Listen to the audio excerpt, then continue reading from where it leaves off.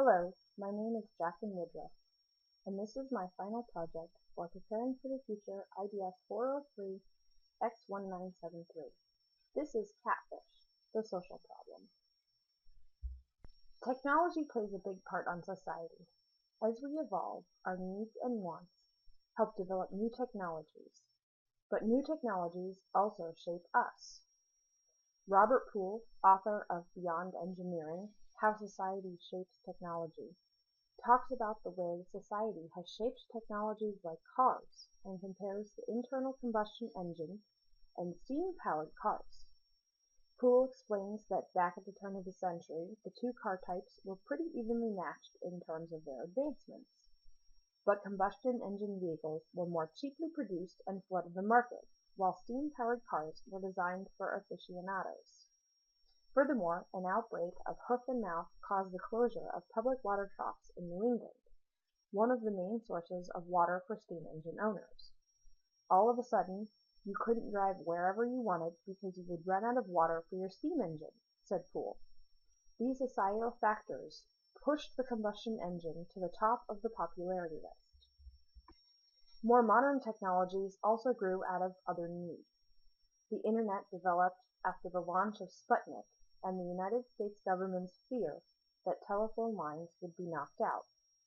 They decided that they needed a way to communicate wirelessly, and so the Internet happened.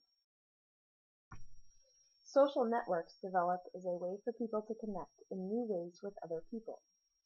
AOL featured member profiles and chat rooms, and websites like Classmates.com allowed users to search for old friends from school.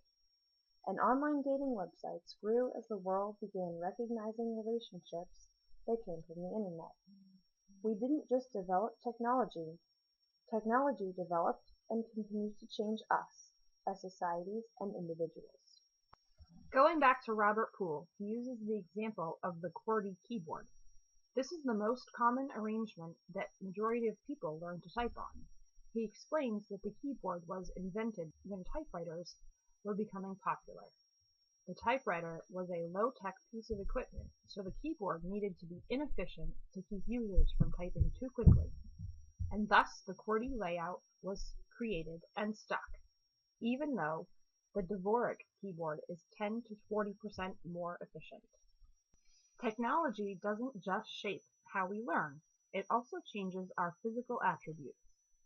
Stanley Ambrose, a professor of anthropology at the University of Illinois, says that our thumbs, which have always been used in opposition of our fingers to grasp things, have become more of a communication tool used to text on cell phones.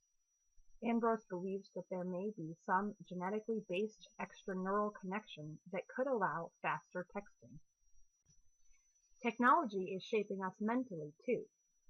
We, as a society, have a growing dependence on technology.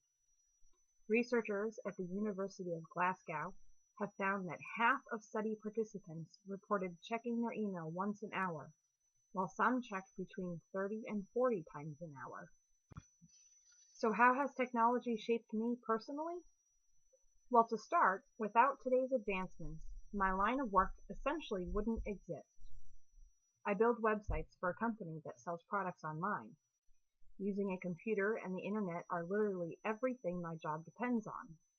The ability to shop online would not be possible without computers or the internet, and I would be forced to find a new line of study and work.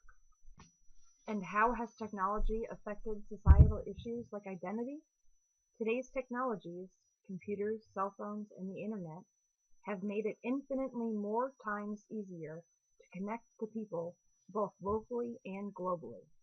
However, hiding behind a computer or cell phone has made it infinitely more times easier to pretend to be someone else, either invented or real. Which is exactly what the concept of catfishing is. Made popular and more well-known by MTV's show Catfish, the concept is defined by the network as pretending to be someone you're not by posting false information, such as someone else's pictures, on social media sites, usually with the intention of getting someone to fall in love with you. According to Neve Schulman, who created the documentary Catfish in 2010 and currently hosts the show, The term came from the idea presented by someone he met while filming his own catfish experience. The story goes that they used to transport cod from Alaska to China in vats on ships, but by the time the fish reached China, the flesh was mush and tasteless. So an idea was presented to put catfish in the tanks with the codfish to keep them agile. And now there are these people who catfish in life.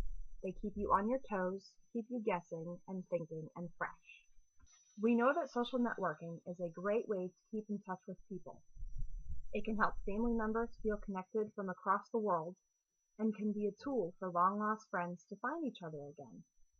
It's also a great way to meet new people that otherwise would never have come into someone's life. But social media means anyone is subject to catfishing. People are spending more and more time online and may not actually be talking to who they think they're talking to. So why catfish? Well, for one, it's easy. People are being less guarded about what information they put on their profiles and are making it public for anyone and everyone to search for and see. Pictures are easily downloadable, and personal information like age, family life, and relationships is not guarded from the online world. Furthermore, catfishing can occur due to psychological reasons. According to Digital Trends, research has shown that young people are using social media for identity exploration and self-quantification. The online tech review and news website says there are many types of catfishers, including the revenge catfish, the bored catfish, the secretly in love with you catfish, the scary catfish, and the lonely catfish. Looking forward at the future of catfishing, there's a good chance that it will not only continue, but instances will increase. According to Statista.com, the number of social media profiles has grown significantly in the last 5 years. From just under 1 billion profiles in 2010 to almost 2 billion profiles this year. That number is expected to hit 2.13 billion profiles next year. The rising number of profiles gives catfishers more photos, life stories, and personal information to use. How do we fix the problem? This relies on a combination of social networks and personal responsibility. Huffington Post reports that Facebook is making an effort to get rid of fake profiles. However, while fake accounts are deleted, the process of profile creation hasn't changed much, if at all. Twitter has a similar issue. While users can report imposter profiles, the social media company doesn't take any proactive action to prevent them from being created. By changing their standards on new profiles, these social media outlets can help reduce the number of fake profiles created. As for personal responsibility, each user should be more careful about what is posted by them and what is visible to the public. By making more cautious choices and keeping information private, they are preventing their information and photos from being stolen and used for catfishing. Also, being more aware of who they are following and friending can help reduce the catfishing problem. By not accepting requests from unknown users and only sharing information with real people, the chances of a catfish situation occurring are reduced. Thank you for watching my presentation on catfishing. I hope you've learned about catfishing and identity and how to avoid falling in love with an online profile.